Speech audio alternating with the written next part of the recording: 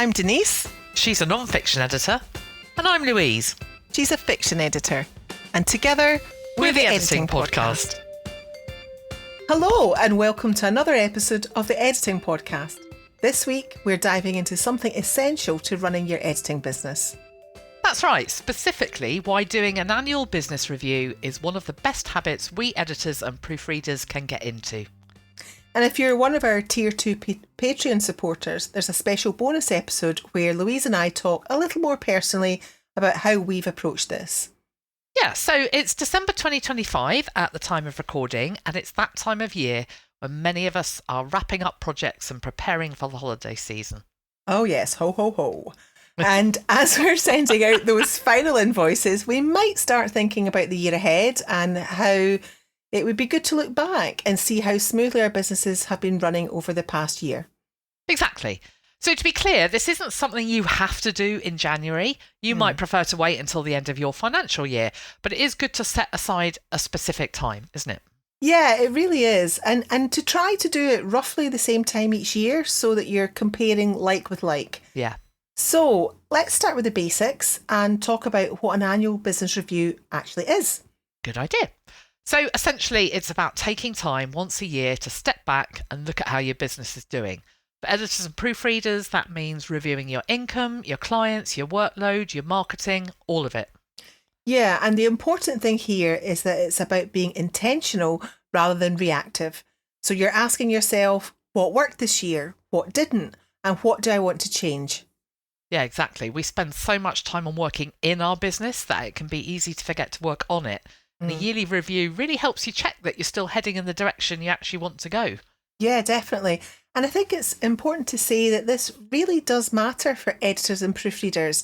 I think people sometimes assume that business reviews are only for big companies, but if you're a freelancer, it's actually even more important because you're wearing all the hats. Oh God, yeah, absolutely. You're the boss, the bookkeeper, the marketing team, and the staff. No one else is going to call a meeting to review your performance. You have to do it yourself. Absolutely. It's a DIY business, isn't it? Yeah. And by doing that, you get clarity. So you can spot what's going well and also where you might be drifting off track. Yeah, so let's start with the money side. Not always everyone's favourite topic, but No. so essential. Yeah, I know. I mean, it's not glamorous, and I think a lot of us dread digging into the money. I know some people love it, but generally, knowing your numbers is empowering. So a good place to start is to compare your income over the past couple of years. Look at which clients brought in the most money and check whether your rates still make sense. And another thing you can look for is for patterns. Like, are you relying too heavily on one big client? Or have you taken on too many small, underpriced jobs?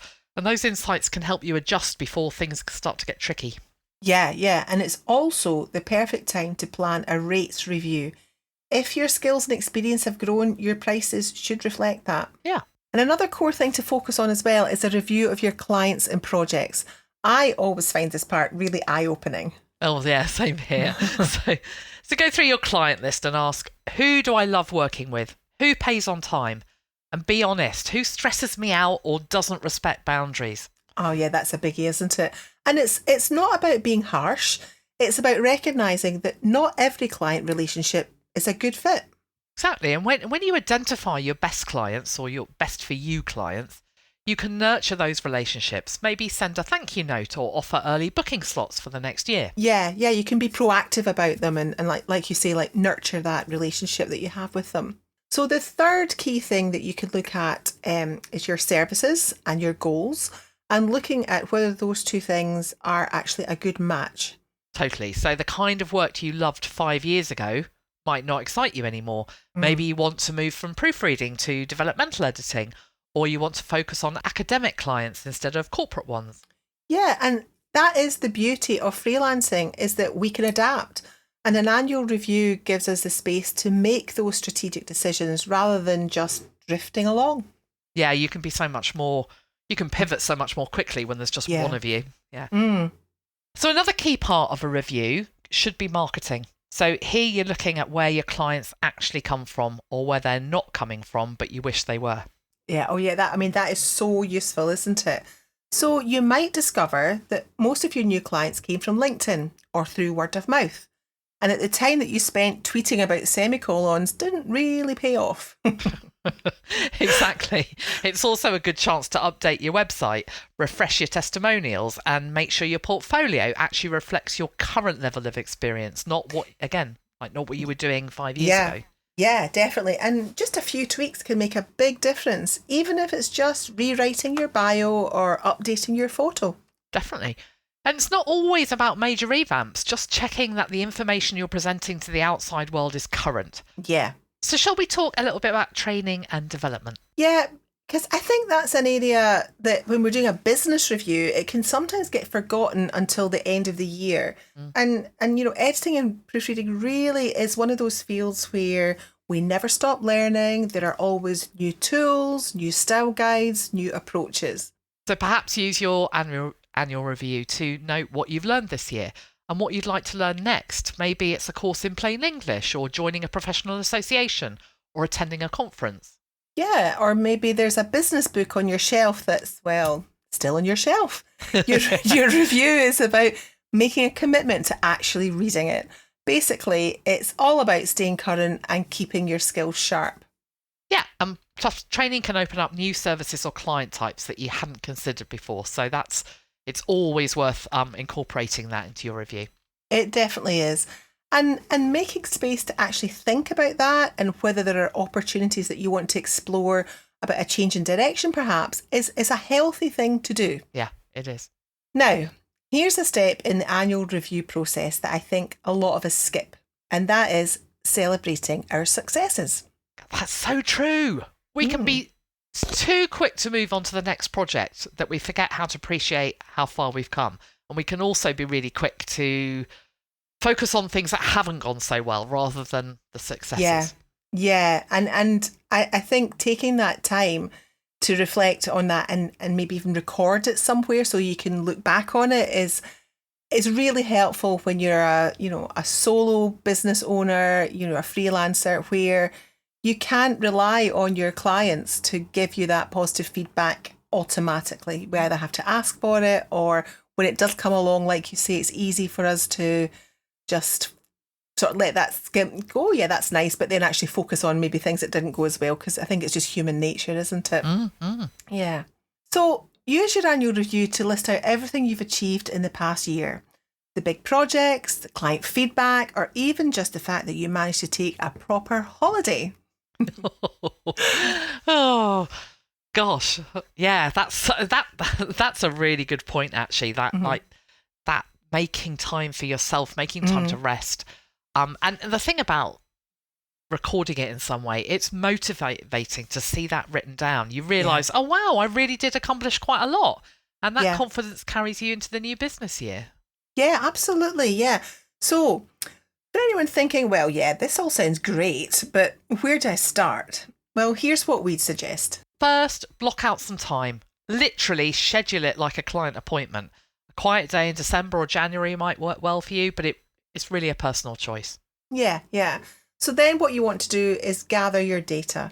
Invoices, income records, client logs, website stats, whatever you have. Yeah, and then ask yourself what went well, what didn't, and what you want to change. Write it all down.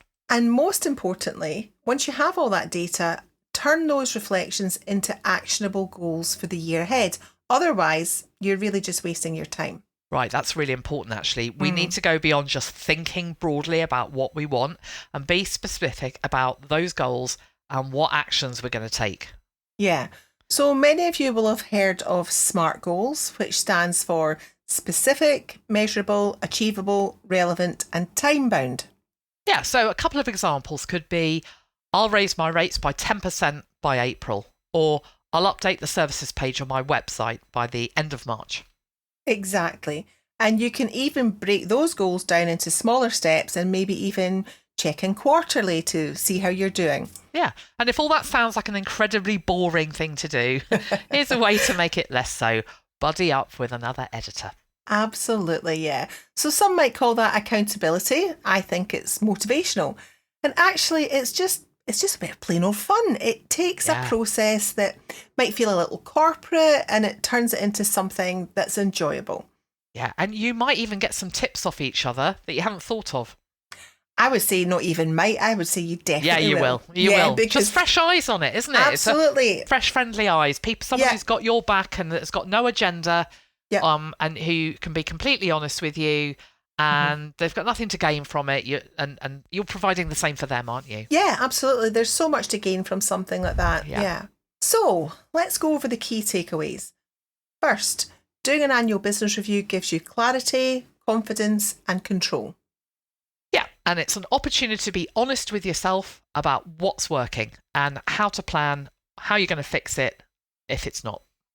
Yeah, and remember, it doesn't have to be complicated. Even a simple afternoon of reflection can make a big difference. Nor does it have to be boring. If you think you'll struggle to do it on your own, do it with a friend. Absolutely. So, that's it from us this week. We really hope you've enjoyed this episode, and don't forget that if you're one of our Tier 2 Patreon supporters, you can listen to a bonus episode in which we have a chat about our approach to business reviews. Yeah, and thank you so much for supporting us by listening. Until next time, she's been Denise.